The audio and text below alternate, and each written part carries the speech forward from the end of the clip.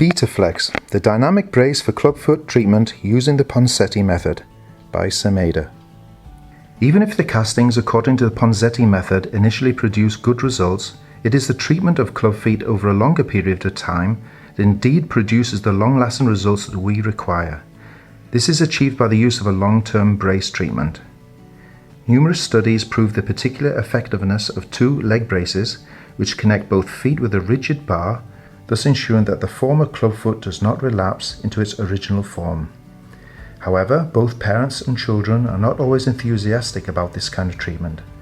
Even if the brace treatment is usually pain-free, it is not always free of distress due to the reduced mobility. As an alternative to the common rigid brace systems, the company Semeda has now developed a dynamic orthosis, the BetaFlex. In this film we have compiled comments by parents and specialists about the background and the advantages of the treatment with the new BetaFlex brace by Semeda.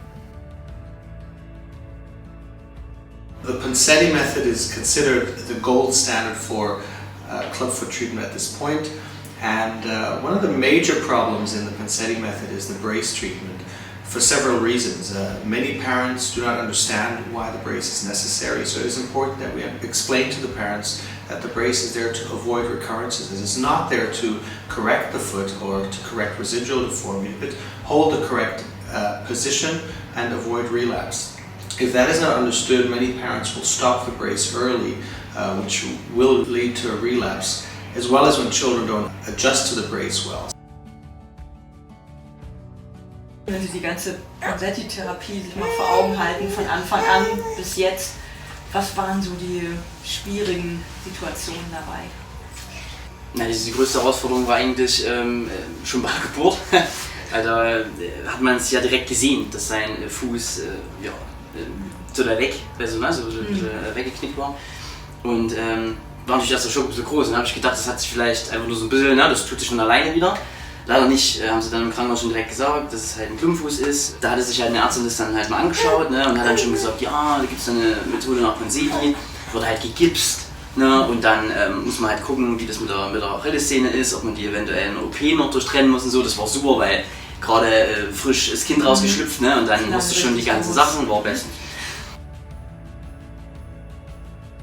Yeah, at the beginning it's a little intense. I mean, not so much on the parents, emotional, but clearly on the kid is a lot, because put the cast on, take it off full time and everything. And then what we found hardest was to put the brace on the first few days. The first few days of the brace on, because with the cast it was just one leg, so he could move around, and he was very, very young back then. And when you put the brace on, then it's two legs, and it was absolutely nightmare. The first 3 days it was really, really bad.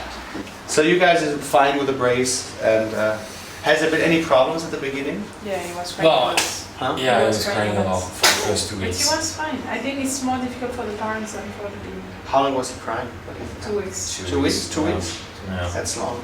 Do you think that the bar, if you look at the Ponseti method, the bar is the biggest, the greatest difficulty, if you want? Yeah. The casting, everybody said, oh, the casting is going to be the bother because it's a full leg cast from birth.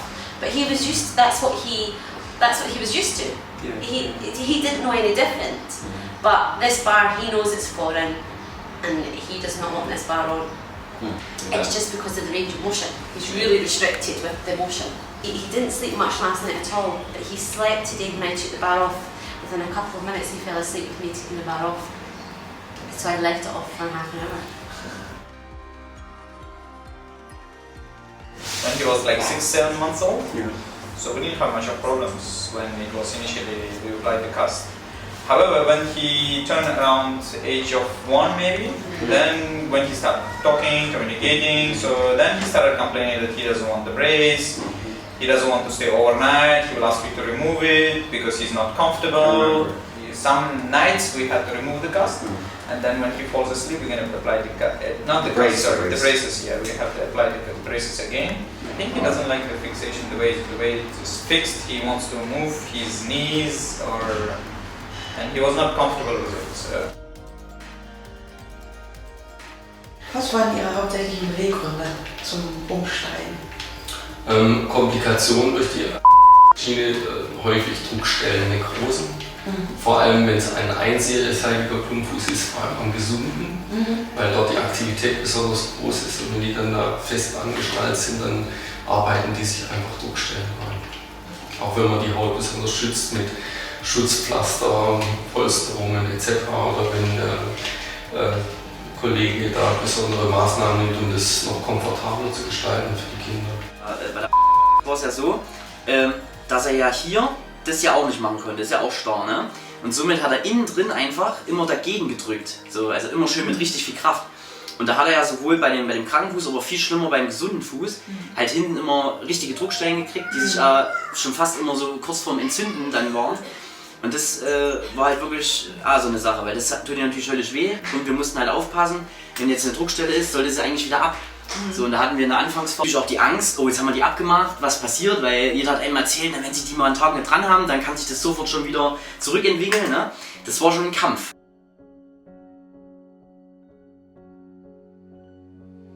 The concerns of the parents that we've just heard about are valid, and we are trying to improve this by improving the brace without taking away the basic features of the Ponseti brace. We're trying to improve the compliance by allowing some movement of the child.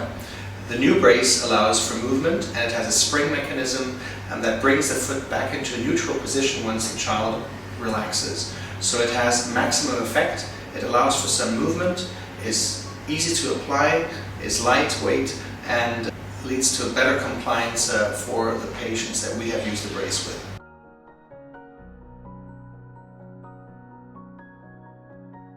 So this brace, the idea at least, is that actually, you see? You can do much more. Yes. And it still maintains the external rotation. It allows for him to kind of be a little bit more free. Even when he wants, if he wants to crawl, which is, it's obviously the next step is for him to turn and to start crawling. It allows him to do some movements like that. And the nice thing is it has a spring in there, so even if he moves himself, which he's still not willing to do, it'll kind of jump back into neutral position. Okay. You see? So I pull it here, but it goes back to normal. Okay, well, let's see. This is very convenient actually. You like that, huh? Yeah, it's much more easier than. What do you think? You like it? It's weird, huh? Yes. Very good. Yeah. Interesting, huh? Very. It gives him a bit more freedom, doesn't it? So if he relaxes, look, the foot goes back into the normal position, which is what we wanted to achieve. Wow! Yeah, I think it would have been much better when he was 4 months or 3 months. Because at that time he was stuck in the middle and he was stuck there, so this would be much better.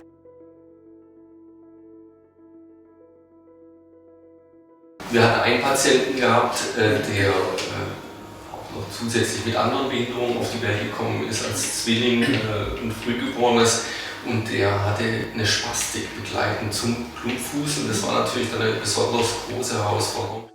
Da war natürlich auch die Frage, dass man gegen die Spastik arbeitet. Das heißt, die Gefahr, dass da Druckstellen entstehen und dass wir mehr Probleme kriegen, hat uns natürlich dann auch mit den anfänglichen Erfahrungen dann von der Schiene natürlich sofort dann auch dran denken lassen, dass wir das gleich verwenden. Und das hat auch gut funktioniert bei dem Kind. Das hat keine Druckstellen entwickelt, obwohl er eben eine schwierigere Ausgangssituation hatte mit der zusätzlichen Spastik an beiden Beinen. Auch da sind wir eigentlich ganz gut unterwegs im Moment. Und ich hatte auch den Eindruck, dass sich die Spastik also wesentlich schneller gelöst hat. Ja. Als wenn man permanent dagegen anarbeitet. Bei der Vitaflex ist halt auch die Möglichkeit der Flexibilität eher gegeben. Und da war der Eindruck, dass die Spastik sich schneller wieder löst.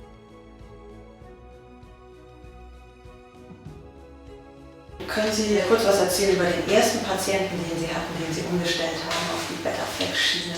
Das ist ein Kind, das nur einen einseitigen Fuß hatte, und der hatte am Anfang die ersten 6 Wochen durch die Gipsrepression nach Ponseti einen sehr schönen Verlauf.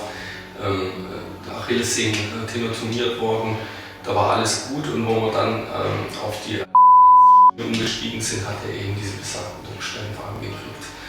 Und am gesunden Fuß vor allem Und dann mit Absprache mit dem Orthopädie-Techniker sind wir dann dazu übergegangen, mal diese Betaflex-Schiene auszuprobieren.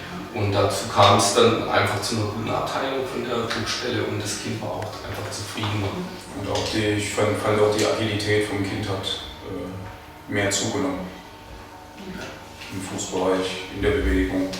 War eigentlich eine ganz schicke Sache und seitdem sind wir eigentlich bestrebt, die Betaflex permanent einzusetzen. Also, ich habe das am Anfang schon, als ich das gesehen habe, ich gedacht, bestens. Weil das ist die Bewegung, die halt immer machen. Ja, die geht halt nur so. Und das war schon eigentlich die erste Nacht schon besser, weil er wirklich, der macht die ganze Zeit so, ne? Und freut sich halt, weil er das wenigstens das kann. Weil seitdem er das so machen kann, drückt er auch nicht mehr dagegen. Ne? Weil braucht er nicht mehr, weil er kann sich ja eben bewegen. Also mit keine Druckstellen, keine Schmerzen mehr, bestens glückliches Kind. Ja. Nee, Schienenkämpfe absolut normal. Also Schiene ist das Problem auf jeden Fall nicht mehr. Das passt schon.